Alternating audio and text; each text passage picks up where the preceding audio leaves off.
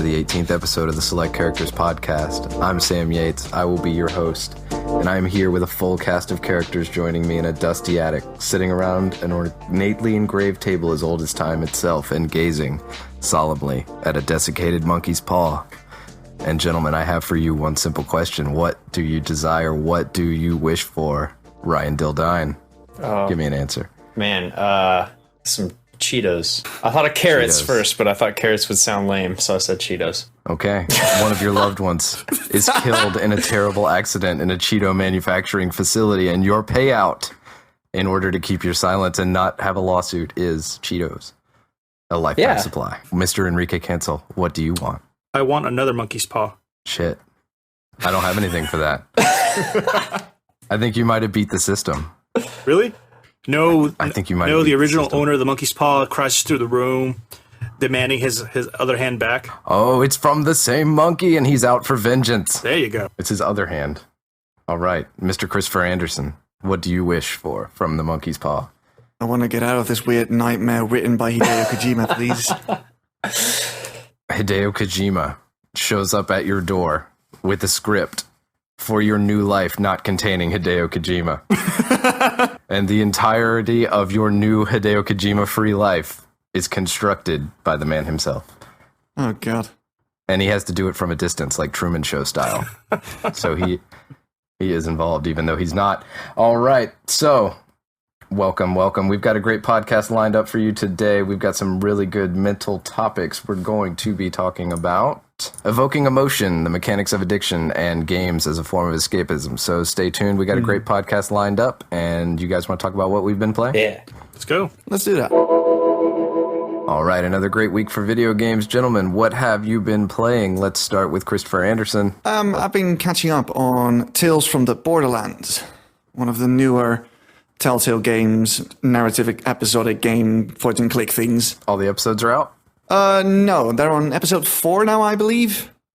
Usually they do 5 episodes, if I'm not mistaken. And I've just finished episode 3 now, so I'm moving on to episode 4. How is that game? It's one of the better Telltale games in recent years. I wasn't all that enamored by the Game of Thrones one, even though I'm really into Game of Thrones. I thought the second season of The Walking Dead was not bad, but not great either. Couldn't hold a candle to the first one. It's hard to follow that first season. Yeah, the first season was absolutely amazing. But I will say this, Tales from the Borderlands is legitimately good. It fuses like things that you know and love from the Borderlands series with the Telltale formula. And it's funny. It's ridiculously funny. I was always curious about that title because the games were fun, but I never really thought that the story was enough to carry them. I thought they were fun just because of how, like loose and I guess instant gratification the shooting kind of felt to it, which is, very quick pace. So I don't know, the story, I was always kind of on the fence how a purely story-driven game would be for that. So I'm glad to hear that it actually works. Yeah, it works. The story is quite good. It's actually pretty creative at points. So yeah, I would definitely, I'd definitely say give it a go. How do they do the main characters? Because in the game, you're like a vault hunter and you kind of make your dude, right? Based on the classes? There's 2 different protagonists. One guy who worked for Hyperion, voiced by Troy Baker. Who else? And there's a sort of gunslinger / thief from Pandora. And I think she's voiced by Laura Bailey, which is another voice actor that is in every single game. And you sort of switch in between the 2 of them, and it's sort of framed in a flashback. And cool. Yeah, it's pretty well done. You run into a lot of familiar people from the other games. You run into Zero and Brick, one is the protagonist from the first game, and Zero is the protagonist from the second game, or one of the protagonists. And you see a lot of characters that you've come to love over the past couple of years if you're into Borderlands. And it's all it doesn't really feel forced, not in the same way as with Game of Thrones, where all the characters from the TV show or the actors from the TV show made an appearance in the Game of Thrones game. It doesn't really feel the same in Tales from the Borderlands. When a well-known character is there, it feels like they actually need to be there. So hats off to them. Oh, cool. Sounds fun. Anything else? Well, there was a new map release for Heroes of the Storm, so I jumped back into that, and I've been pretty addicted to it ever since. What's the thing on that map? Like the gimmick, I guess. There are three shrines located all around the map. And periodically, one of them gets activated and it spawns minions. The first team that kills 30 minions spawns I think it's called a Punisher, which is a pretty heavy hitter, huge mob who can have one of three abilities. One is arcane. I think one is, I forgot the other two. I want to say fire and frost, but I'm not sure if that is right. It does have arcane, and it targets heroes instead of buildings. Oh, that's interesting. So it gives you a couple of great team fights every match. And it's scary, yeah. Yeah, it is quite scary, yes. I wouldn't want that thing chasing me. Yeah, it can kill you in 2 or 3 hits. So if you don't get out of there soon enough, you're just dead. It's a good map. So I've been playing an awful lot of that, but I've been talking about Heroes of the Storm an awful lot on the podcast, so I'm going to forego that for now. Hey, that's cool, man. Somebody's got to be down there in the trenches so we can get the updates, right? Yeah. Speaking of updates, Enrique, have you still been playing XCOM? No, I took a backseat on that. I got kind of pissed off at a mission. Oh, which one of us fucked it up? No, Sam died. Oh, real upsetting how he died. And then so did Ryan, so I was just kind of like, fuck this. Oh, no. You know, I was sitting down the other day and I just knew something was off. You got the goosebumps, and you were like, "That's something happened." Yeah, because I think I mentioned last time Sam had died because he was in that mission where his sniper just got eaten alive, but he let other people kind of manage to get away. But Ryan died just because of a stupid mistake I did, because I thought he'd be in cover, and I moved 1 hex too far, and he was in range of like 3 giant sectopods, which are these heavy artillery mechs, and he just got peppered. Yeah, it's all coming back now. Commander's error. Oh man. Well, that sounds cool, Enrique. So not XCOM, but what have you been playing this week? I actually picked up and started playing Shadowrun Hong Kong. I really like turn-based combat games, and Shadowrun started off as a board game way back in the day, where it kind of combines the whole cyberpunk, steampunk, magic, dark fantasy kind of thing into it. And they had released a game a year ago or so, which was Shadowrun. Then they released Shadowrun Dragonfall, I think. Yeah, which that was actually a lot of fun. The original Shadowrun, when it came out, it felt more like almost like an alpha. Not alpha, but like a beta, where all the mechanics were in place, but they weren't really implemented really well. And Dragonfall actually took care of a lot of that. So when you pick your characters, it's very RPG oriented. You can pick kind of certain disciplines that help you throughout like conversations. You can pick like, a Shadowrun discipline or like corporate influence. So when you're having certain conversations, if you're proficient in whatever that particular character background is, you can actually use that as a persuasion tactic, so you can avoid combat or kind of get your way. So it's really cool. And then Hong Kong fleshed that even more. And the story this time around, it's you're actually law officers that happen to get framed for something that you didn't do. So the whole game kind of revolves around going through the underworld as an officer instead, and trying to clear your name. So it's actually a pretty cool story, and the mechanics are just as fun. It's pretty much classic film noir. Yeah, pretty much. I mean, that's kind of the whole vibe that the Shadowrun games give off. It gives like this, heavy neon light noir kind of feel to them. So it's a blast. I have to check that out then. Cool. Sounds awesome, man. I saw Satellite Reigns came out this week, and that seems almost similar. We are just in an absolute fine time for overhead turn-based strategy games. I love it. Could not be happier. All right, man. So you've been playing anything else, or mostly just Shadowrun? Mostly just Shadowrun. Then I started picking up again, like I mentioned, like I'm going to be mentioning later, about Civ Beyond Earth, just because I really wanted another kind of tactics, city building kind of game, and I'm a little done with the Sid Meier's 5. And at least with Beyond Earth, it gives it kind of like that little alien skin over it, which just gives enough of a difference to keep you interested. See, I didn't think so, because I've played Beyond Earth as well, and it didn't grab me because it didn't have the historical aspect to it. The historical bit is what really draws me to Civ 5. That was actually not that put me off, but I was kind of tired of the historical bit. I just wanted to play something in more of a fantasy setting. I just want to, throw caution in the wind and just play something imaginary for a bit. Right. I will say this, though, that Beyond Earth is not as fun as what you get with Civ 5 and the release expansion pack so far, because there's a severe lack of, mechanics and constants involved in them. Yeah. But hopefully that'll be resolved with Rising Tide coming out soon, because they're adding a bunch of really cool things, specifically an upgrade to the whole democracy system. Which is sorely needed. Oh, by far, yes. Have you played Age of Wonders 3? I have not. You should check that one out. That one's very high fantasy, Civilization-esque, but the combat is tactics. Basically, it's kind of similar to like a Might and Magic kind of combat, but you zoom down and you have like a grid and all your units. Sounds like Endless Legend, actually. Yeah, it's kind of similar to that. They have like individual upgrades, abilities. That's the second recommendation. Try one of those. Try Endless Legend or Age of Wonders. I think you'll find something good there. I want to check those. Endless Legend is a bit, again, one of those games with potential, but the way that they set it up leaves a lot to be desired. I haven't played enough of it to refute you, but I feel like I want to refute you, but I don't have the information to back up my argument. So is Endless Legend the one by Double Fine? No. That is Massive Chalice. Okay. It's by the guys who made Endless Space and also Dungeon of the Endless. Yeah. One of the great things about Endless Legend, though, is that every faction plays radically different.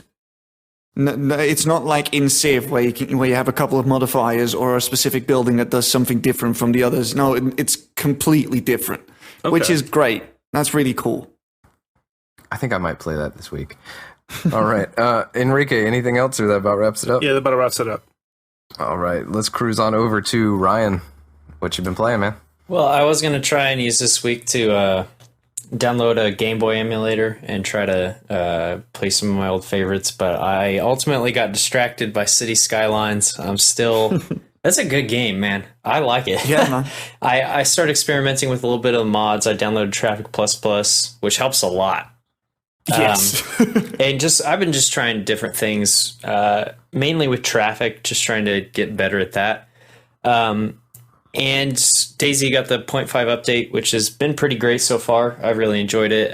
So I've just been kind of sticking with tried and true at this point. Roger that, man. That's awesome.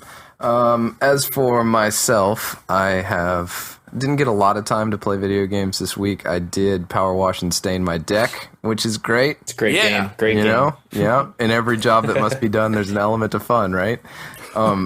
So that was good, but yesterday we had a birthday party for my daughter, and we had a lot of people come over, and I got some games in. We played Wii Party U for the Wii U, and that was pretty cool. I guess it's kind of like a Mario Party clone, and the games range from average to absolutely piss poor, but there's so many of them that I never saw a repeat. So I think that game kind of gets by with strength of numbers. Mm-hmm. And it's also got the best dice rolling in video games, because depending on how you do in the mini games, is how many dice you can roll to move. And your person like sort of stacks all these dice in their hands, and then the harder you shake the remote, they like power them up like Kamehameha style, and then throw them everywhere to roll them. Oh, that's great. That's the high point of that entire game. It's the best dice rolling. It's the best roll to move that I've ever seen in a video game. We also got some of the Jackbox Party Pack in. I saw you playing that. Yeah, that game's pretty cool because you pull it up and then everybody just whips out their phone and they go to jackbox.tv, they put in the room code, and then everybody's playing. Awesome. So everybody already had phones anyway, so that was really cool. And we played that almost for a few hours. It was so great because everybody came in. You know, we got the grandparents and the uncles and the kids and everybody all together in the living room playing Fibbage is what we played.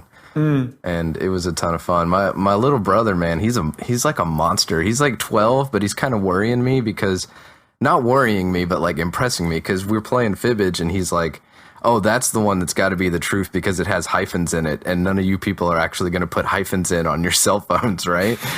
and he was right. Like, that was it. And then we're playing other games and he's like, okay, there's one on Wii Party U where you got to throw ninja stars, but whoever throws them the fastest wins, and you want to hit the ninjas, not the girls. And he's at 0 points, and he's like, okay, I'm just going to throw as fast as I can. I can't go lower than 0, but if it is a ninja, you know, then I come out ahead. And like these thoughts that I'm watching brew in his brain, like he's like a tiny little me, and I love it. He's got like the dangerously analytical mind. Yeah, exactly. But it was really cool, man. That Jackbox Party Pack is an absolute hoot, man. I highly recommend it if you've got people, because all you need is cell phones, and everybody has those anyway. Mm-hmm. And other than that, just a little bit of Raus, which was pretty okay. We talked about that on the YouTube. And that about wraps it up. So, would you guys like to move on into some topics? Mm-hmm. Let's do it. Yes, sir. All right. wanted to talk a little bit about the ability of video games to evoke emotion, which is no doubt something that they have and something that they can do by nature of being interactive, their sheer interactivity. There's lots of stuff out there that does evoke emotion, but it's possible that games can have a larger impact and they can do it in different ways. The sort of textbook definition of emotion that I could find is that it's a way of acting that stems from intuition or instinct instead of stemming from reason or knowledge. It's more of a gut sort of reaction to things. And the ability of video games to mold our sort of baseline bedrock interactive desires or notions or movements, whatever, they could have a lot of impact on that. And there's been some research lately that has sort of shown a correlation between video games and the sense of increased aggression in competitive video games, and also to video games and cooperative or helpfulness in pro-social video games. So they are out there, and they do have an enormous ability to impact the way that we feel emotion, from happy, sad, angry to, the more nuanced ways that we interact with the world. So do you think that it's something that's a good thing, or do you think it's something that people need to be aware of when they design video games? I can get behind people in online competitive games getting angry, because if you've ever played a game of Dota or Counter-Strike or Heroes of the Storm, you know full well that people will take that very seriously, and losing is not something that they like, and you will get screamed at if you lose. So yeah, that is definitely a thing that happens. So that evokes that emotion in online video games. And do I think that developers need to think about that when they're designing that game? No, they need to make sure that game is the funnest version of what they want it to be, and what the players do emotionally is up to the players, not them. It's not their responsibility, I'd say. Yeah, unless it's a heavy narrative game, then you are deliberately trying to evoke emotion out of the people that play that game, obviously. I don't know, man. I'm like so torn, because on the one hand, I can get behind the idea of evoking emotion to create a really strong narrative experience, which is all well and good. But to have a developer actually be aware of evoking emotion, it kind of makes this weird gray area where emotional manipulation is a very real thing, and it's not always pleasant. Mm-hmm. And I don't know if I want a developer like intentionally tugging on the right strings to manipulate me to make me feel a certain thing. Why is that bad? I don't know. It's that loss of control. It's the fact that someone is willingly manipulating how you feel. It feels like a natural extension of their craft, though, in a certain way. And as much as it is a loss of control, it still seems like if they have the skill to do it, then they have the skill to be aware that they can use this for good or evil, and they should do it in the right ways. Oh yeah, and enhance the experience. And I agree with that, but I'm just hesitant that they should do it in the right ways, but that may not always be the case with people. What in your opinion is the right way? Last of Us, a very specific scene, and spoilers beware for anybody that hasn't played it, but there's the scene where Ellie and Joel, they're in a warehouse, they're fighting against a couple of, just raiders, whatever. And towards the end of the combat scene, Joel actually falls from a significant height, and he gets impaled with with a metal rod. Yeah, the rebar. That was rough. Yeah, and it looked painful. And the way the whole entire scene is shot afterwards is, they're leaving the scene on horseback. Joel kind of grasps his side, and you can tell he's injured, and he falls over the edge of the horse, and he stops moving. And then Ellie starts crying. It fades to black, and you just hear Ellie, crying for Joel. And then there's this kind of moment of silence, and then the scene opens up where you're on this forest covered in snow, and you're controlling Ellie, and she's wearing Joel's jacket. And there's no voice, there's no sound. It's just kind of her by herself. And it kind of manipulates this emotion where you take that really traumatic experience that just happened, and the progression of the story, it makes you feel like, okay, Joel's dead now. Like, oh my God, he's dead. Like, this guy just died. And the fact that they're not even addressing it just kind of lets you get lost in your own panic about the situation. And I thought it was beautifully done, because, later on you see him and you realize that he's still alive, and it was a huge relief. But I remember those 20 minutes of playing that scene with just Ellie, the only thing running through my mind was like, oh God, he died. How the hell did he die? Like, why is he dead? Oh my God. And that is an amazing way to kind of use that manipulative emotion. Yeah, that was masterfully done. Now, on the other hand, what according to you is a bad way to do it? Have you got an example? Yes, but I don't want to discuss it now, because it kind of ties into the addiction model, where they're intentionally pulling on certain strings to kind of get you to not only become more invested in the game, but to the point of addiction, driving into the point of addiction, where you're playing the game because of something that is being done to you. It's one of those things, man. I think that even outside of that realm of evoking emotion, that there's an aspect to video games that sits above that layer, and that it impacts in the way, I don't know what you would label the emotion as, but maybe perhaps persistence or something like that. And I think that all video games, regardless of genre, by their very nature, lend people to be more persistent or more willing to go at a problem over and over again, trying to find a solution. Right. I think stoic is the word you're looking for. Yeah, I think that video games in general bring that to people. Like outside of the, like working from that, intuitive, instinctive nature, I think that the trial and error, the sort of fail to get to success, I think that video games evoke that emotion in almost everybody that play them. And I think that's like another sort of good aspect of video games' ability to impact emotion. I always find it funny how over the years we've seen so many arguments again, with media and special interest groups saying that video games cause violence, and it seems like we're always seeing the same study crop up every few years saying, no, there's no relationship between video games and violence. No, there's no relationship whatsoever. And the reason that, which we have this study linked in the actual annotations, but I like the fact that what the study was focusing on is it completely eliminated the actual concept of violence, and it brought forth some more interesting variable, which is just the emotion of it, period. Yeah. And I think it's not just true for video games, but I mean just media in general, that when we're exposing to these interactive experiences, whether we're reading a book or even watching a movie, and in this case playing video games, we do go on through, like, we kind of tend to personify what is going on, and we do tend to internalize a lot of these emotions that come forth. And I think that's a better argument to make, that media does cause emotion in people rather than limited to one specific aspect of, like, oh, well, GTA causes you to shoot your grandma. Yeah, there's a difference between evoking emotion and drawing out an actual physical response, right? Oh, yeah, for sure. Absolutely. And it's definitely much more subtle than that with video games, You just sort of are inclined to feel a certain way. That's much, like, we can all read that and go, yeah, you know what? That's probably about right. Then we can read, like, video games cause you to perform these violent acts. Like, we all know that doesn't make any sense. Yeah. And I think it also depends on the emotion, because I don't... For me, something that I find kind of interesting is when it comes to aggression, for example. When you say video games cause aggression, it's really important to look at what aspect of the video game is causing that, because it can be everything from just frustration at specific mechanics. It can be aggression you feel from being frustrated at other players, or it could be aggression that you feel from, I guess, playing a fighting video game that kind of glorifies violence, and you just feel that, like, that really awesome, like, fuck yeah, let's go break something. I think especially, man, like the second one you mentioned, it's got nothing to do with the mechanics of the video game itself. Like, the aggression comes from the other players and, like, interacting with the people also playing that game. Like the Dota example from the very beginning, like, nothing about that game sort of you would think is hyper aggressive or trending towards violence or anything, but all the aggression comes in with the people yelling at each other and getting upset with the actions of people on their team. Yeah, it's from that competitive aspect of it.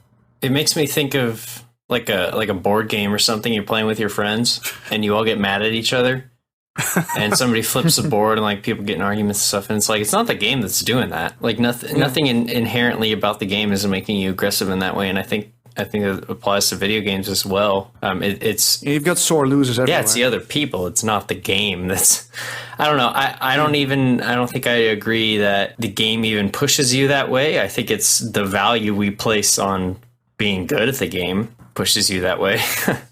It's just inherent to competition, isn't it? Wherever there's competition, there are people who cannot handle losing. Yeah. Yeah. And will act out. And then as you get immersed in it, and, like, the more that you see people acting this way in response to the competition, the more you sort of get warped a little bit. Like, people that are susceptible to it become more inclined to play that game in an aggressive way, or to interact with people in an aggressive way, because that's just, like, they think that that's the way people interact when they're playing it, I suppose. It's, like, infectious. Yeah, I get what you mean. So I don't know, man. It's tricky and also scary at the same time. But video games, I think it's fair to say that by their nature of being interactive and by the level of investment that they ask from you, that they have a larger ability to affect emotion in people than other forms of media that are more passive. Plus, I think it's very important to the experience, because you'll have a lot more fun playing a game if it evokes a certain emotion, and it doesn't necessarily have to be a positive emotion. It can be disgust or fear in the case of horror games. Right. But it does help the immersion factor quite a bit. And it absolutely makes it more memorable after the fact. Yeah, exactly. Like the big reason why I remember so many different scenes from the first season of The Walking Dead, the video game, obviously, is because of how invested I was in it emotionally. Mm-hmm. Going along with that, do you think that there are certain mechanics or mediums within video games that facilitate the evocation of certain specific emotions? Player choice. Yeah, for example, like the Telltale games, especially The Walking Dead, the whole concept of sadness comes from it because of the way the story's told, and it's very narrative driven. I don't really see narrative being as conducive to, I guess, evoking anger, but something like, playing Dota 2 and like the multiplayer mechanic, that is real for me. It definitely helps evoke a lot of anger and frustration because of the other players. But this might be a bit vague, but sometimes it's different forms of anger. Like the type of angry that you are when you're losing at Dota is different from the type of angry that you are when one of your favorite characters in a game dies thanks to your choices. Mm-hmm. You know what I mean?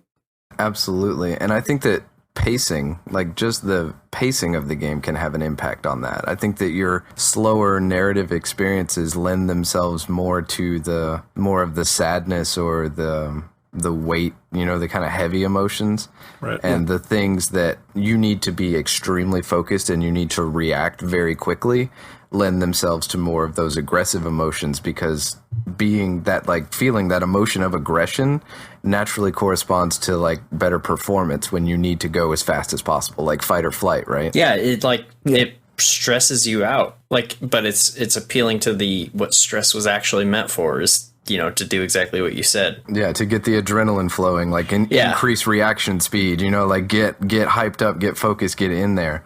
Yeah, that stuff definitely comes from a more fast-paced and focused experience. So the actual pace of the gameplay itself, is part of what lends itself to evoking certain emotions over others. So but by the way you describe it, it's like the game is, it's giving us that aggression, and it's appealing to something that's natural to us, to get stressed out and aggressive in that way. But it's like we aren't able to shift back to reality, I guess, quick enough.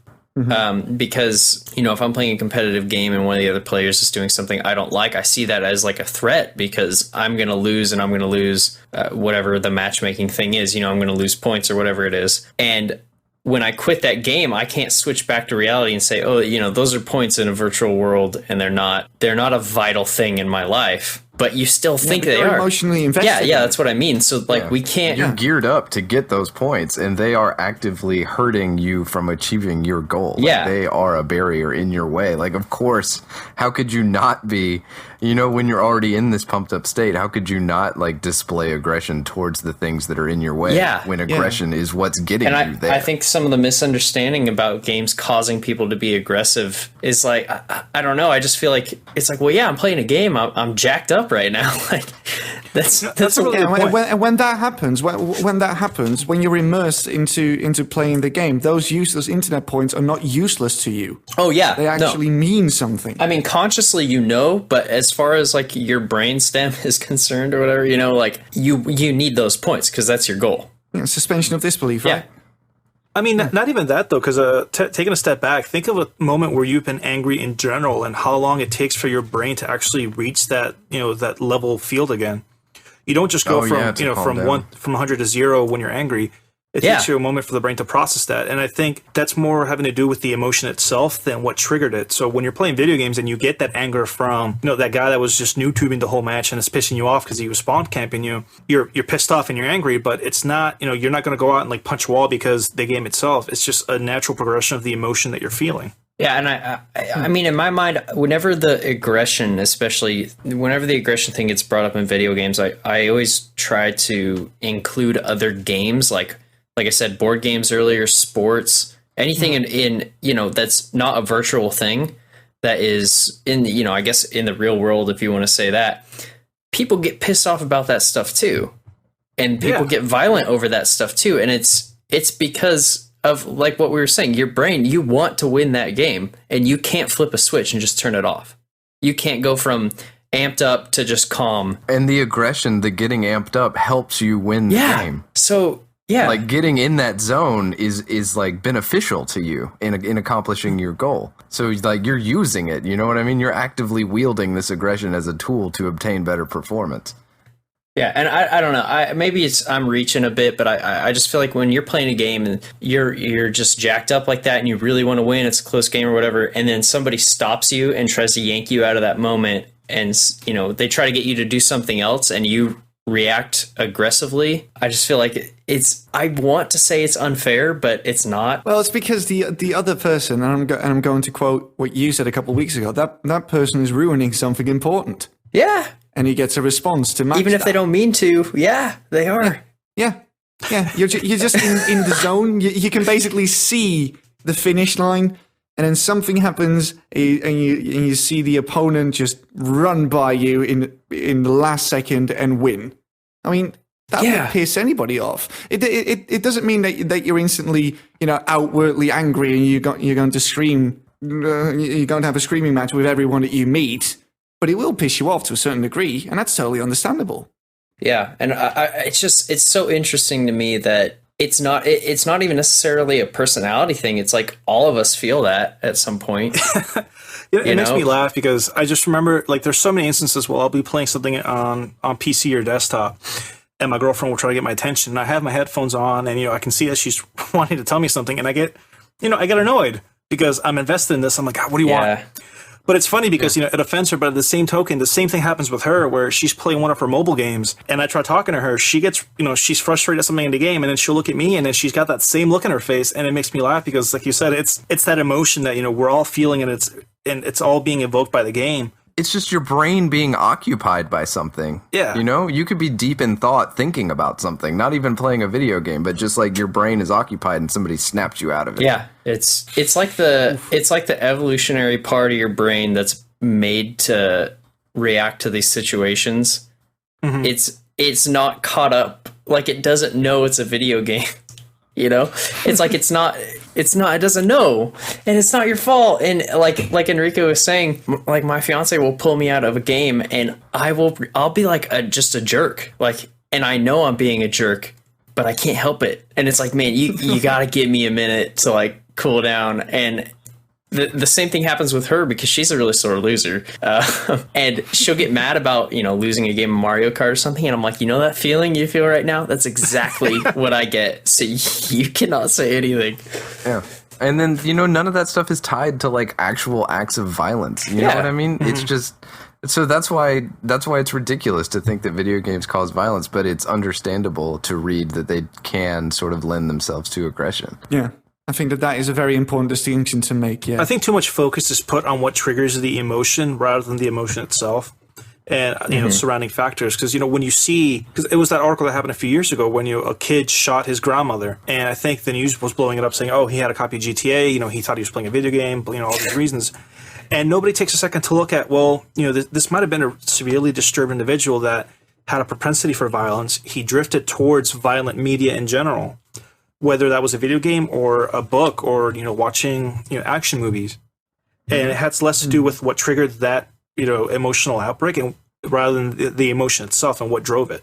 Yeah. Well, it's very easy when something like that happens. It's very easy to point the finger towards something other than the person itself.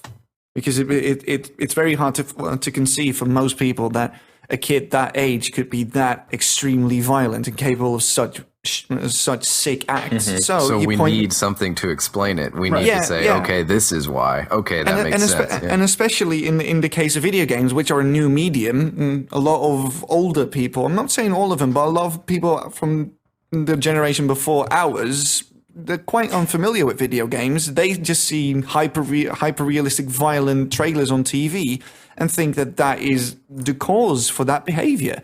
But correlation does not imply causation. Yeah, and I well, like you said, I think it's them just seeing the game and seeing it as so violent, so they must assume that it is the source of that violence. But I've tried to explain this to, I guess, older people who don't play video games and have told me that they think they make people violent. And it's like think of a game that's violent, like football. Football's extremely violent, but we don't go around saying this kid beat up this other kid because he was on the football team.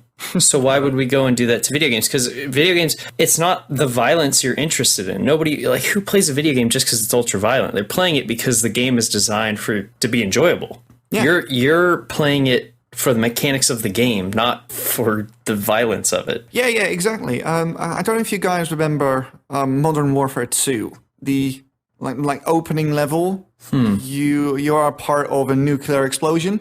Yeah. I don't know if you guys you remember that, right? When that happened the first time, I didn't think, "Oh, Jesus Christ, millions of people died." I just thought, "Whoa, explosion!" And there's no link between that and you know, those sick acts that happen in wars. Right. There's just no link for me there. Yeah. So, I mean, to say that they have such a blunt impact and that it's so easy to draw that distinction, I don't think it's quite that easy. I think that it's summed up pretty well by the last sentence in this paper. And this paper concludes by saying that video games are neither inherently good nor inherently bad, but people learn and content matters. And I think that that's a pretty good summation of the whole issue. Have you guys ever had a moment where you just become painfully aware of why you're playing a certain game? Absolutely. Yes.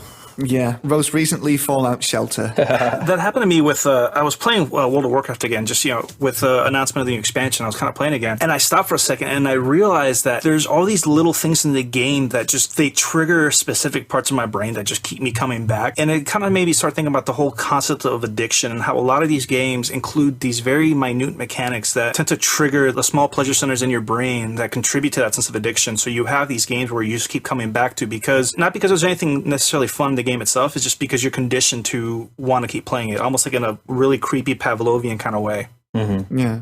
World of Warcraft is especially brilliant when it comes to that. From the sound you get when you level up. Yeah, you get that loud sound, the lights come in. It kind of triggers this little pleasure sense, and it lets you know you did a good job, and you want to keep playing because you want to hear that sound again. Plus, that also happens when you get the little bit at the bottom of your screen where you discovered a new bit of the map. Like, oh, great! I haven't been here before. That's great. Let's go walk around and see what's up. World of Warcraft is really, really good at making you really happy with doing basically fuck all, and it makes you want to keep on doing that ad infinitum.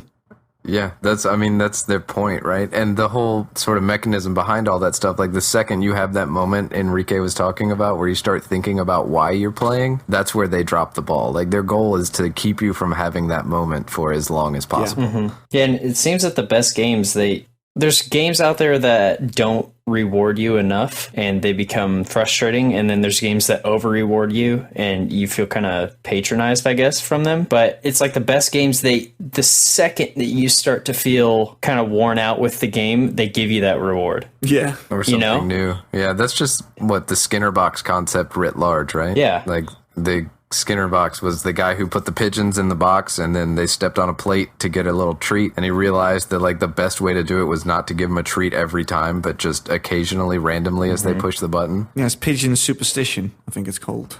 And that's just somebody somewhere found a way to take that and tie it into video games. Yeah, that's looting. That's what looting is.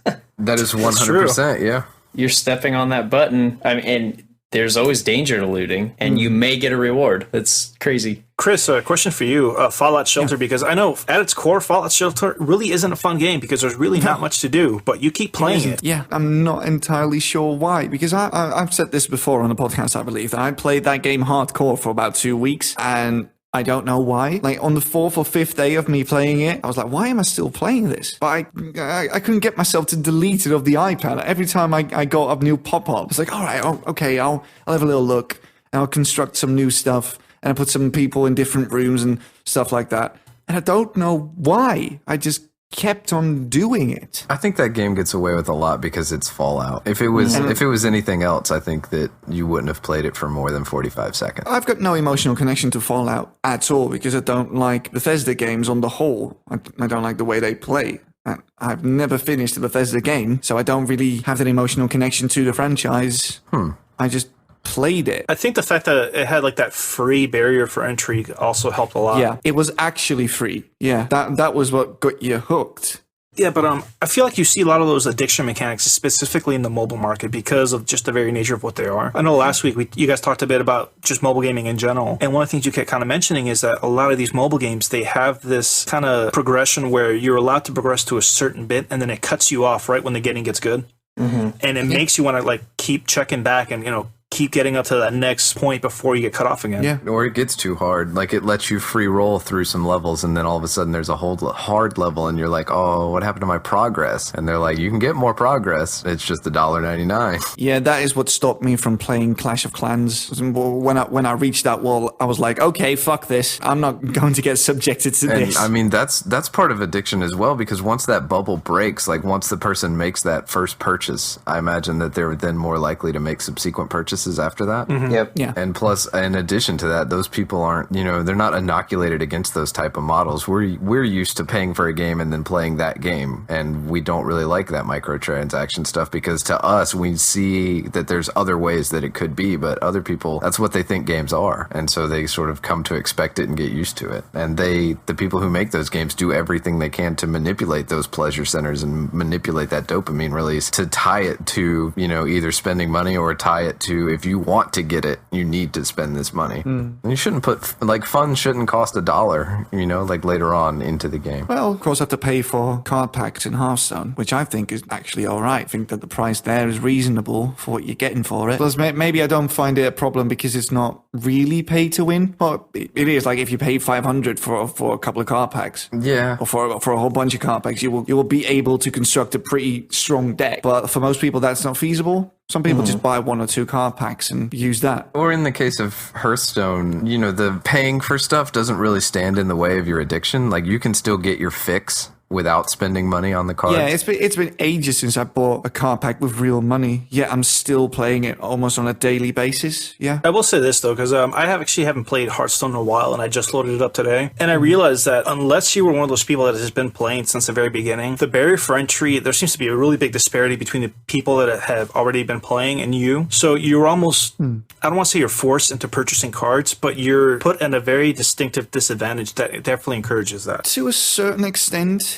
yes. Before the Grand Tournament came out, I hadn't played for about 6 months, right? Like I haven't bought the BlackRock Spire expansion or BlackRock Mountain expansion. So I'm missing quite a lot of cards. But the way that I still remain competitive is just disenchant all the cards from the decks I don't use and just use that dust to craft cards for the decks I do use. So I don't think I don't think it's as big a problem as people, for instance, on Reddit would like to make me believe. Because I can still be competitive, and I haven't paid for card packs in a long time, and I'm missing quite a lot of cards. My collection is far from complete. Well, I guess going back to more specifics, what are some examples of mechanics that you guys have seen that help breed that addiction in players? Like I know I mentioned earlier the level up sound you get in World of Warcraft, where it's that very cathartic like gong sound with the lights and everything like that. I think with World of Warcraft, it starts when you make your character, because nowadays, it wasn't like that before, but it has been like this since the past 2 expansions, I believe.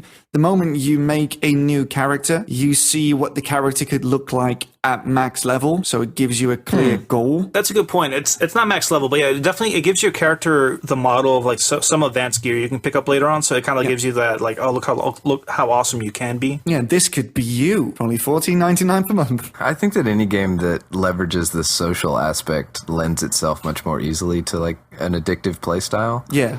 Because you're playing with other people, and other people are saying this behavior is okay, this behavior is good, this is the way that you should be, and it sort of makes it more acceptable to become addicted or to play in a way that would resemble addiction when there's other people also doing it. So most of the mobile games tie into social media for exactly that reason, but also if you want to talk about MMOs and guilds and things like that, it's other people doing the same thing you're doing for the same ends, but it's easier if you can not feel like you're alone in this compulsion that you... Yeah, I know that social obligation is a very big driving force for that. Yeah, exactly. Yeah, in MMOs, you need other people to beat the raid bosses and stuff. So you sort of, and the peer pressure sort of forces you to play the game. Yeah, exactly. So not just even needing the other people, but the fact that other people need you, and that feeling that you may not want to play, but you have that social obligation where like, no, but everybody's there, they're waiting on me, they depend on me, I have to be there. Yeah. Yeah, plus if you kill one of those really hard raid bosses with your guild, that feeling is amazing and makes you want to do it more and more and more. Yeah, but I mean, even then, I think that still ties into the social aspect because you get like that social euphoria where everybody gets excited, so you're swept up with the excitement along with them. Peer pressure, man. I mean, that's a real thing. Yeah. Ever since like 8th grade DARE class, they're saying like, don't do drugs, don't give in to peer pressure. It's the same thing, just a slightly softer version of it. It really depends on the person. Like some stories you read from people who just can't stop playing a certain game, it can get pretty dangerous. At least for me, I think the biggest draw in terms of what makes a game addicting is kind of when the developer gives you the feeling that what you want is just around the corner. So I play a lot of like round-based competitive games like League of Legends and Counter-Strike, and before that I would play RTS games. And it's like, even if you have a really bad game, you're only one more game away from possibly winning. So it's like if you go on a 10-game losing streak in League of Legends, it's like, yeah, but the next one I might win. And ultimately that's what I want. And that one win will void, all the losses for the most part, It's like the feeling of I got to get a win before I go to bed. It's like you can lose 100 games in a row, but as long as you win right before you go to bed, you're good. I have that. I always say you got to end on a hit. I've always said yeah, so it's like with everything. It's the feeling, I guess, of not false hope, but they give you like a sense of hope that the next game is going to be the one that goes right. Yeah, it's the carrot on a stick school of game making. Yeah, it's exactly carrot on a stick. Or they can amplify that then, because in a lot of those games they then overlay a ranking structure on top of it. So outside of the win and loss of individual games, you have this overall progression system. And that has become hyper prevalent. There's no such thing as just playing a game anymore. Yeah. There's no Quake 3 where you jump in, you want a deathmatch, cool. Nobody does that. There is always a progression layer on top of that now because it's effective and it works and it incites that feeling of compulsion and addiction in people. The interesting thing about that is I go back to games like some old favorites. Like I'll play Halo, like the original Halo game, and that has no ranking. You just get in, freaking go play Capture the Flag on Blood Gulch or whatever, and there's like no recognition if you win. It amounts to nothing, and it's really fun. But ultimately, I always go back to the games that are like, hey, we'll give you this if you just play one more and you win, you'll get this amount of points or whatever. Could it be that because of esports taking off as much as it is, it becomes easier for people to get addicted to competitive sports because in the back of their mind there might be a little voice saying like, you could be the one in that big tournament if you keep on playing this? Yeah, I think that's a huge marketing thing. It's definitely possible. Going along to the one more turn thing, I think something that adds to that feeling for sure is the brevity of those matches, because it's a lot easier for you to say, oh, one more turn or one more round when the matches only take about 15, 20 minutes versus playing a game that'll take about 40 minutes to an hour. Well, if you're talking about one more turn, Civ.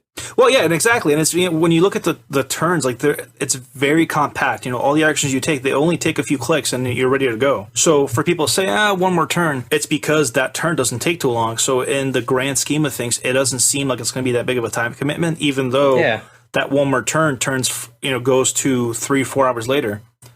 Yeah, and that's because when you set up your pieces and you click end turn, you want to see the result of those actions. You want to see what the AI or the other players are doing in response to that. Mm-hmm. And then, before you know it, it's your turn again. And the whole thing starts all over. And even World of Warcraft, as addicting as World of Warcraft can be in certain aspects, for example, for me, the raids, it's a lot easier for me to leave a raid because if you're bashing your head against, the boss or if it's late, very rarely have we said, okay, just one more boss because, in the back of your mind, it's going to take about 30 minutes to an hour to get that fight down versus playing a game of when I used to play Dota.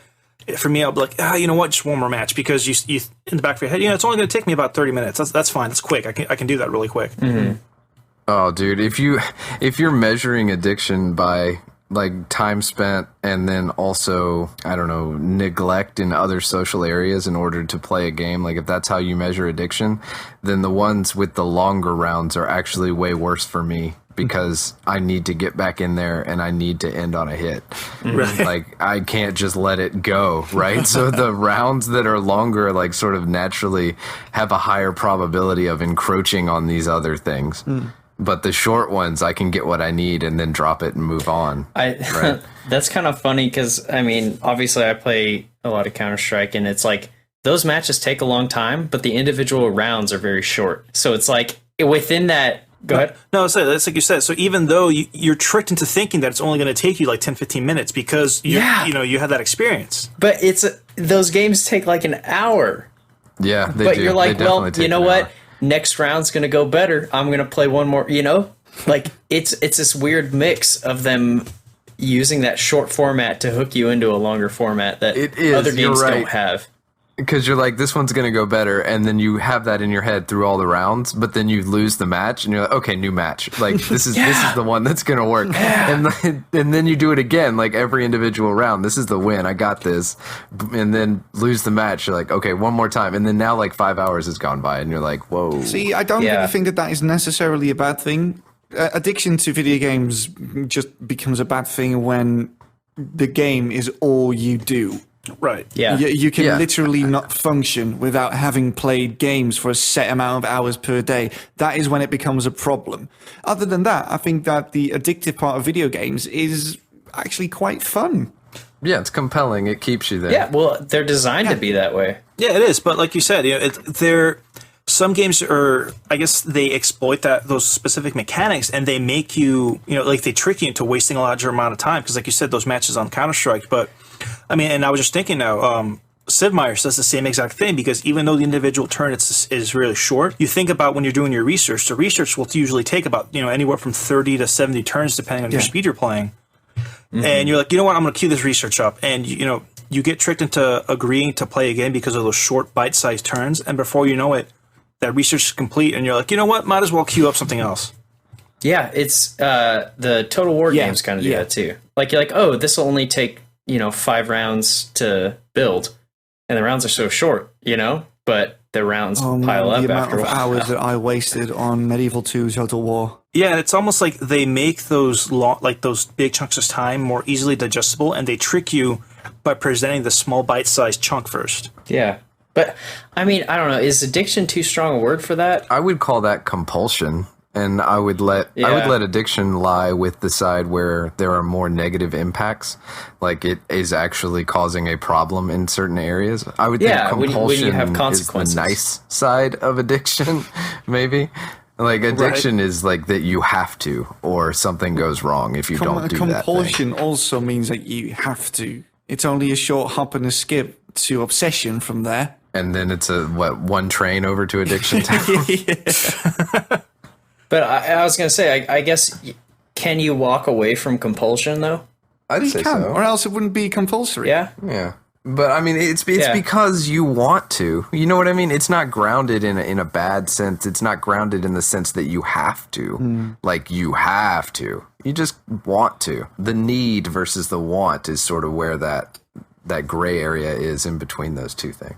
Yeah, I'm trying to figure out where that area is in between, addiction and compulsion, because I don't know. I don't see when I hear the word compulsion, for me it means something that you have no choice in. Same. Like like it's compulsive. It's almost like a reaction. Like you have no biological control over it. Okay. Well, I feel that way about addiction. Not compulsion then. Yeah, compulsion and addiction are two sides of the same coin, if you ask me. You need a softer word then. Something even softer. Enthusiasm? I don't know. Hook. You're hooked. Yeah, you're hooked on it, I guess. Yeah, but I mean, I think it's definitely safe to say, though, that even though, there is a wide spectrum between what starts off as just, being hooked into a simple game versus becoming full-blown addiction, but there are these subtle nuances, these small mechanics that are definitely designed to encourage that addiction. Yeah. I mean, any form of reward. Anytime you're doing something you enjoy that is also layered with times where you're not enjoying it as much. Yeah. That like sine wave of up and down just always lends itself to addiction. I mean, like video games by their own nature can be addicting to a person with the right mindset. And when you have a company come in and twist the screws on that and like leverage it and turn the volume up to try to reach addiction, it becomes a whole nother like bird's nest. I guess to sum it up, I think we can all agree that we all played games that we've kind of felt addicted to at one point or another. I'm addicted to a couple right now. What's the last game you've played that you find yourself really addicted to? Oh, dude, I'm gonna tell you this. I'm jonesing for some more Heroes of the Storm. Counter-Strike for me. I feel like I'm just addicted to games. That's a good point. Yeah. Like when I don't play games for a few days, I feel like I'm missing something. Like I'm like, yeah, I want to go play a game right now. Yeah, maybe this is a nice way to sum it up, but this is something that you see on the load screens of World of Warcraft. Have fun with your friends in World of Warcraft, but don't forget to have fun with them outside of World of Warcraft as well. That's a great idea and a perfect segue into our next topic.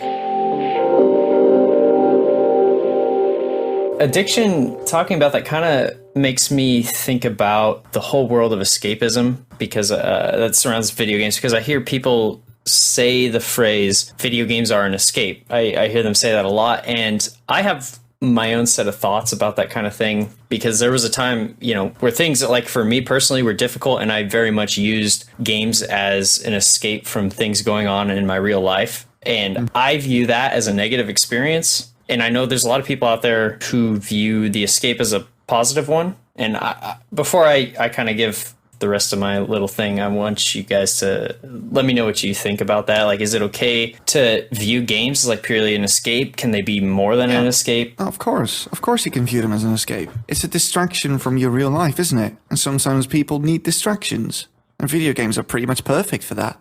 Yeah, they take up a whole bunch of your brain cycles, enough that the other stuff can't push its way in. And it's only negative when it's taken to an extreme, I think. I think as long as it's as long as you're using your time on video games in a healthy way, I mean, it's a positive form of escapism. So what would be the healthy? What would that encompass? I mean, going back to what you mentioned in the last segment, you said that if you don't play video games for a bit, you kind of start jonesing on it. You feel like you need to. And I know that's very true for myself, because I know last week, for example, I didn't have a lot of time to play because there's just a lot of things I had to do. And I don't want to say I was getting angry, but I was getting really irritated, because in the back of my mind, all I kept thinking is like, God, I just want to sit down and play some video games for a bit. And the reason that is just because for me, that's kind of how I unwind and how I just process my day. Because when I play video games, it's just the whole event surrounding it. I get in a very comfortable position. I have comfort food, and I can switch off from whatever was stressing me the day, and I can just kind of let it in my subconscious process. So for me, I think I'm sure there's people that might disagree, but I think that's a healthy way of using it as escapism, because I just use it as a way to kind of calm down from the day. It's tapered. It's not something, whereas other people, for them, sometimes it's, instead of dealing with their life, they just decide to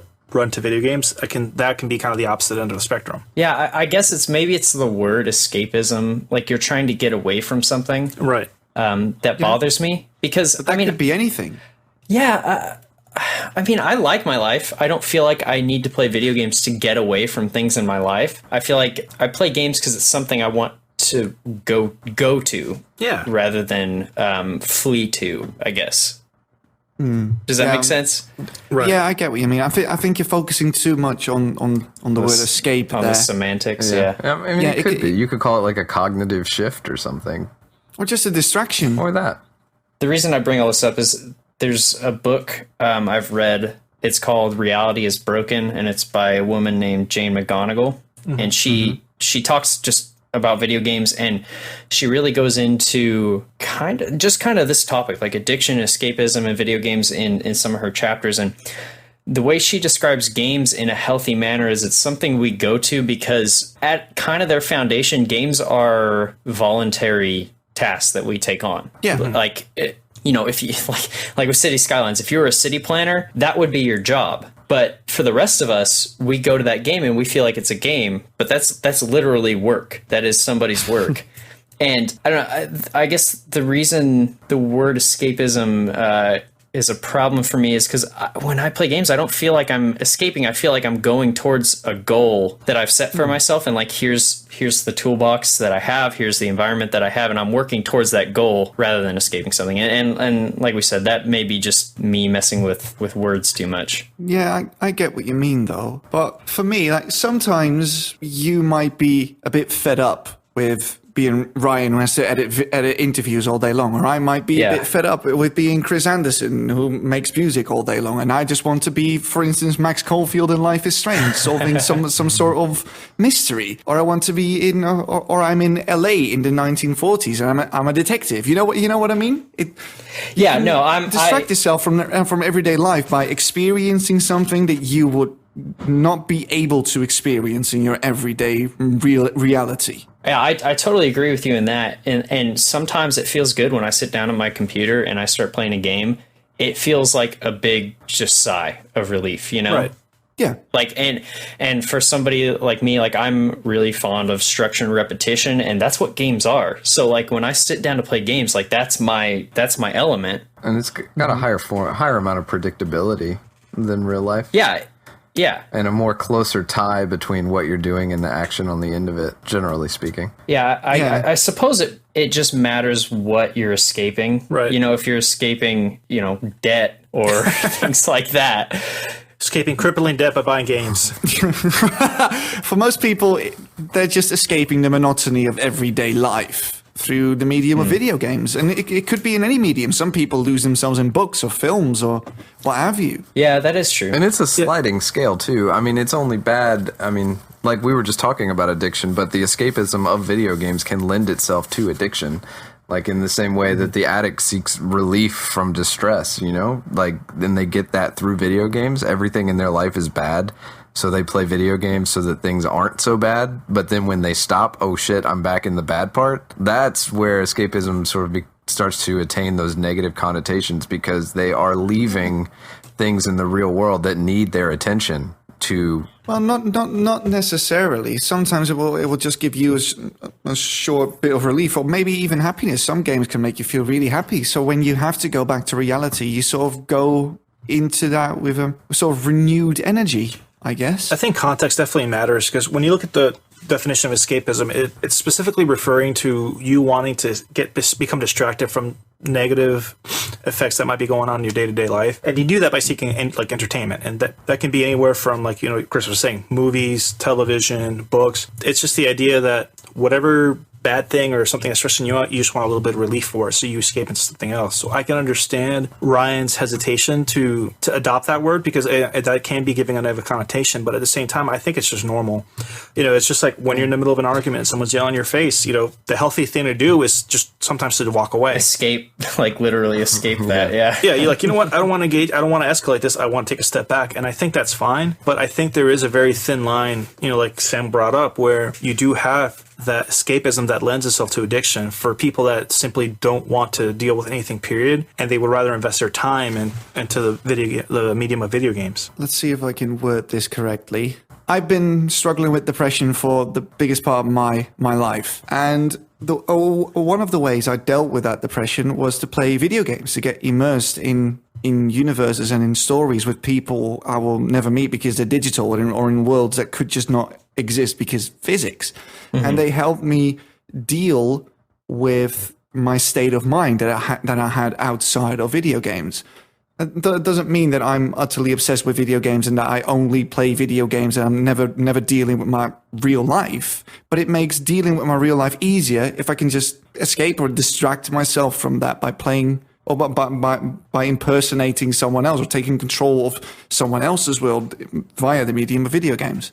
That would definitely be the good side of it, right? Yeah, I would say you're that sounds like, I mean, you're supplementing your life by playing them. At least to pull a quick quote from an article I read, we'll drop it in the show notes. It was an article Vice did about gaming addiction, but it comes over to this pretty well. And that paragraph says, "It's a terrifying prospect that video games cause depression. It's also not exactly true. Early in his research, Gentile wondered if depression was the main problem for media addicts and gaming was the symptom. Tracking 3,000 kids for 3 years, Gentile learned that there's a complex chicken or egg structure to pathological gaming and depression. People with mental health problems or attention disorders are more inclined toward escapism, basically in any form, and therefore habitual gaming. But on top of that, people who game consistently from a young age will develop attention disorders and social anxiety, which cripple them in school, leading to more intense mental health problems and a stronger desire to game." Oh, that's interesting. So that would be like the reverse side of the coin, you know? Like I feel bad. Video games make me feel good. So I want to do the thing that makes me feel good, but then the things that are bad actually, you know, it exacerbates that and they become worse. Yeah. Right. I mean, to kind of go off what Chris was saying, when I first started college, I was having a rough time. I'm not going to say I was depressed because I was never diagnosed or anything. I don't want to assume that, but I was in a rough spot. And when I played games, and maybe this is why I have a problem with the word escapism. When I played games, like you said, Sam, it gave me that burst of like, yeah, I'm feeling all right. But as soon as I went back to reality, I felt bad about the entire process. Right. And now that I'm a generally happy person, don't feel bad about playing games. Yeah, that's the problem, right? Escapism implies that you're leaving something negative behind. You want to escape, you want to get away, you want to flee. It's got negative connotations. I almost feel bad about saying it, but I mean, obviously it's a personal way I view the word, but I just feel like I have nothing to escape. Like I feel like that's being mean to the other good things I have going on. Right. I would almost want to call it something like a replacement or something, because when I think of the way my brain functions, I think about cycles and loops. Like I'm thinking about this thing and then thinking about this thing and like triggering my brain to remember this at this time because I have to do it. But when I jump into a video game, that stuff just gets pushed down into a corner, and then the video game takes up all those loops and cycles. Like, I need to do this now and this now. It's just something different, like just a transition. Something else to focus on. Something else to bring my focus to. And you could say escapism there, but I'm not really leaving behind anything negative. Like, those aren't negative things I'm pushing into a corner. They're just day-to-day stuff. Yeah, exactly. It's like taking a break from real life, like just like taking a smoke break from your job, and so you can then go back to your job refreshed. But even then, I mean, like that smoke break is a form of escapism because at the end of the day, it's just about removing yourself, even momentarily, just getting a little bit of relief as a distraction. It doesn't have to be a negative thing at all. Yeah, if it allows you to function normally outside of that thing that you do, then everything's fine. I suppose it's similar to addiction in that if you're having consequences because of it, it's probably a bad thing. If you're having negative consequences. Yeah, if your real life suffers due to your obsession or your compulsive need to play video games, then that is definitely wrong. But if you can start and stop whenever you like, you can jump in every other day for just a bit of gaming and it doesn't affect your real life, and there's no problem there. I mean, everybody needs something like that. Whether it's video gaming or whether it's something else, like everybody needs a hobby or just something else, I think. Yeah. And just the fact that video games, I don't know, maybe they're just newer, or maybe the unhealthy sort of aspect of it is what shines when you want to write an article for a newspaper. Yeah, I think the unhealthy aspect it just gets played up a little bit more because of the way the medium works. A professor of mine actually had, when we were taking a course on addiction and cognitive processes, he actually brought up a really interesting, explanation for it. And his example was eating peanut butter. Let's say you get stressed out, and when you're stressed out, you like to sit down with a jar of peanut butter and take a couple spoonfuls. That's not bad, right? Who doesn't? But, it gets bad to the point when you get stressed out, and that means that you're going to go to lock yourself in a closet and just start eating peanut butter, and you don't stop for 3 or 4 hours at a time. Then it's considered a detriment. Yeah. And it's like it becomes a crutch. Yeah, and it kind of applies that to like video games in general, where it's a type of media. He didn't discuss video games specifically, but he was discussing more interactive media, like, movies and people that use that kind of medium as an escape. But, something simple as playing video games, like in my scenario, I do work retail, and dealing with people face to face can get really irritating. So sometimes you get home and you're just in a bad mood because you've had to talk to people the entire day. It's, doing sales. So for me, I like to escape from that. And that involves sitting down for an hour or two and playing a few video games because that helps me escape. But that's not a bad thing. It can become a bad thing. I remember during college, World of Warcraft was actually something that I did have to put down for a while because I was getting to a point where I was missing engagements with friends and real life interactions because I wanted to sit down and play video games. Yeah. Yeah. That's just such a sobering moment when you're playing a game too much and you realize I gotta take a step back. I don't know. I guess maybe that's the point I hit a few years ago that kind of turned me away from escaping priorities, I guess, because I got to a point where I was like, this isn't working. I gotta set the games down for a while. You could also ascribe that a certain amount to your just priority valuation. Like maybe your valuation skills weren't as great as they could be. And like maybe you just had to get to a point in your life where you realized that like the actual value you're retrieving from this is nothing but a short-term gain. Yeah, that sounds right. It's like a skewed. Yeah, everybody goes through that. I mean, you can't really help that because you have to go through it and realize that you had a poor valuation to know the opposite, right? Like you have to learn the thing to know its opposite. I think it's something that just as you get older too, you get more priorities and you fully understand that games are second to those, whereas when I was younger, games were like the most important thing in my life. Yeah, what Sam said. Everybody needs a hobby. This is a bit tangential, but basically everything that people do could be considered escapism for someone who is not one of those people that are doing those things. I mean, this podcast could be escapism for somebody who's listening right now, for instance. We're looking at you, fourth wall. No, but that is true. And I think it comes down to context. It's just using it as an escapism isn't bad in and of itself. It's just when that escapism becomes the majority part of your day. Yeah, when you're escaping more than you are anything Not else. escaping. Yeah, if you're in a constant state of escape, it's no bueno.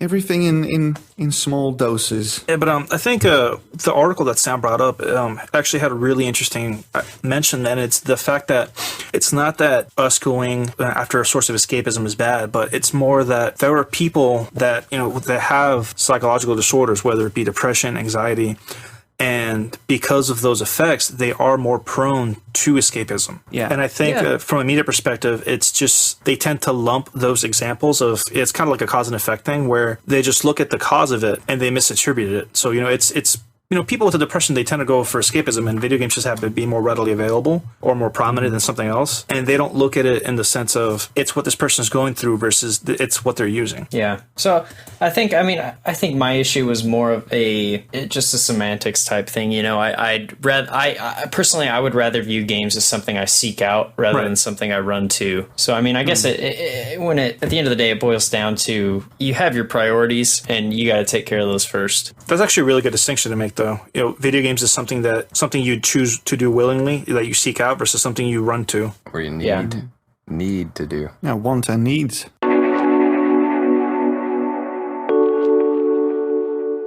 All right, this week for our game club, we played Rouse. Still don't have it. That's okay. It was a lot of fun, and you can find that discussion on YouTube right now. You can check out our thoughts, and as always, we want you to lend your thoughts to the conversation. That's why it's a game club. It's a play-along sort of adventure, so get in there. Play the games we were playing, and give us your thoughts. It's like characters@gmail.com. But now we will go to Enrique with the decision for the game of the week this week. So for this week, I know we talked a little bit about survival games in the past few weeks, and I kind of really got started to think that for me, something that really makes survival games is the aspect of player agency, things that you can do that kind of help shape your experience, and the found narrative aspect. So because of that, I really want us to take a stab at Project Zomboid. It came out a few years ago as alpha. It was it's a zombie survival game. It's very stylized, like third-person isometric. But they've added a significant amount of content, especially multiplayer now. So I think that'd be definitely a fun game for us to try. All right, great choice. So for you listening at home, go grab Project Zomboid and let's play it together this week. And that will bring us to the end of yet another episode of the Select Characters podcast. As always, you know what it is. Thank you for listening. Of course, you guys are the best. We really appreciate it. Keep up with us. Send us an email at selectcharacters@gmail.com. Find us on Facebook and Twitter, and also the YouTube channel where we've got a lot of new content coming up all the time. So stay tuned, and we'll see you next week.